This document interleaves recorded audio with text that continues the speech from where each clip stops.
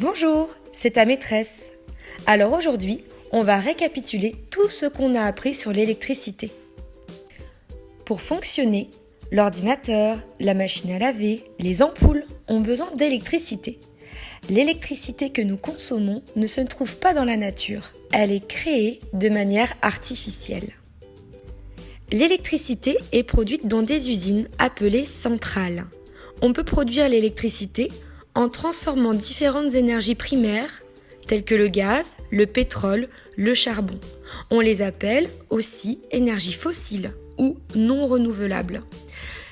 Mais on peut aussi en fabriquer en utilisant l'eau, le soleil, la chaleur de la terre ou le vent.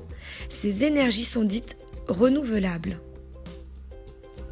Petit rappel sur les énergies fossiles. C'est le nom donné aux énergies provenant de la décomposition très lente d'éléments vivants il y a plusieurs millions d'années. Leur quantité sur Terre est limitée. Pour les énergies renouvelables, ce sont des énergies qui se reconstituent, se régénèrent naturellement et qui sont considérées comme inépuisables.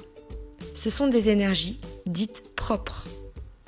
Comme on ne peut pas stocker l'électricité, la production est ajustée en fonction de la saison, du temps qu'il fait et de l'heure de la journée.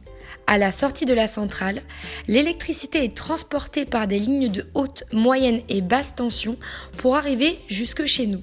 Toutes ces lignes forment un réseau de transport et un réseau de distribution. Ce schéma récapitule le réseau de transport et le réseau de distribution de l'électricité. Comme on l'a vu, l'électricité est produite dans les centrales. Elle est ensuite transportée en très haute tension par des lignes électriques et des pylônes. Puis, sa tension est abaissée plusieurs fois par des transformateurs pour arriver jusqu'aux prises de la maison. Dans notre recherche, nous avons davantage parlé de l'électricité produite avec le vent. Depuis longtemps, la force motrice du vent aide les hommes.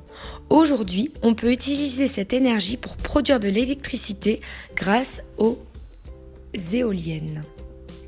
L'énergie éolienne est une énergie propre et renouvelable, même si elle présente de nombreux inconvénients, comme tu as pu le voir dans le texte que tu as lu. Elle se présente comme une alternative aux énergies fossiles.